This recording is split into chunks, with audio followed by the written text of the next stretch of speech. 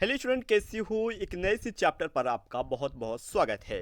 तो स्टूडेंट, आज की इस वीडियो में जीभ पर सवार इल्लिया के बारे में डिस्कस करने वाले हैं। जितने भी इसकी ऑब्जेक्टिव डिटेल डिस्कस करेंगे। ये प्रथम वर्ष फाउंडेशन कोर्स हिंदी का है, ठीक है। ऑब्जेक्टिव क्वेश्चंस को सॉल्व करेंगे। बस हमारे इस वीडियो में शुरू से और अंत तक बने रहना।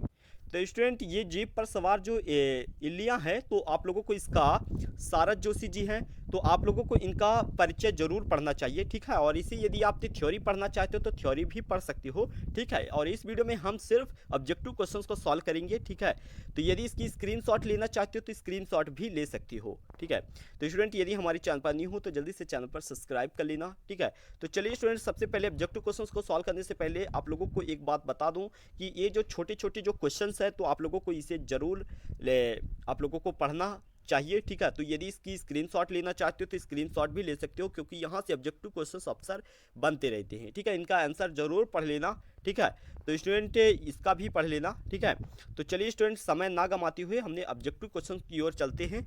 तो स्टूडेंट, आप देख सकते हैं कि पहला क्वेश्चन क्या कह रहा है, ठीक है। पहला क्वेश्चन कह रहा है कि अन्न की अधिष्ठात्री देवी कहा गया है। इसका राइट आंसर हो जाएगा स्टूडेंट, यानी कि अ नंबर हो जाएगा। क्या हो जाएगा स्टूडेंट? इसका अ नंबर हो जाएगा, यानी कि इल्ला को, ठीक है। क्या हो जाएगा? इसका इल्ला को हो जाएगा, ठीक है। अगला क्वेश्चन क्या कह रहा है स्टूडेंट, आप देख सकते हैं, ठीक है। मैं थोड़ा सा इसे, दूसरा प्रश्न ये है स्टूडेंट, यानी मुझे खेतों में अच्छा लगता है, यह समुच्च जीवन है, शांति सुख है, यह किसने कहा?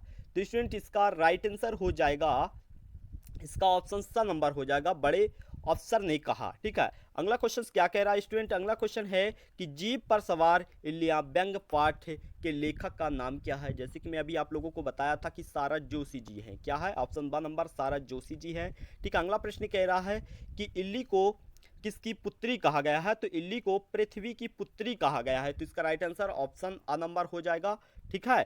अगला प्रश्न की ओर बढ़ते हैं स्टूडेंट। अगला प्रश्न क्या कह रहा है, यानी कि एकाध मित्र कैसा होना चाहिए? पांचवा प्रश्न है कि एकाध मित्र कैसा होना चाहिए? ऑप्शन सा नंबर हो जाएगा, यानी कि बुद्धिमान होना चाहिए। क्या होना चाहिए स्टूडेंट?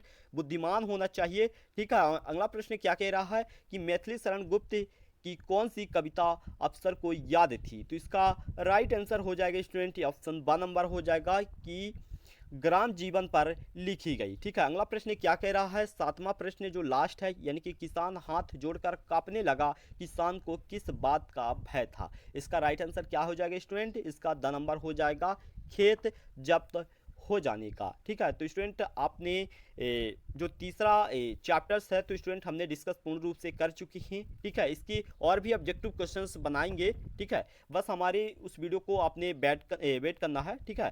तो स्टूडेंट, हमारी वीडियो कैसी लगी, पसंद आई हो तो चैनल को सब्सक्राइब कर लेना। और अगले अध्याय पर हम बात करने वाले हैं, यानी कि भारतीय भाषाओं में राम, ठीक है। तो स्टूडेंट, हमारी वीडियो कैसी लगी, पसंद आई हो तो जल्दी से चैनल को सब्सक्राइब कर लेना। मिलते हैं किसी अगले वीडियो पर। धन्यवाद।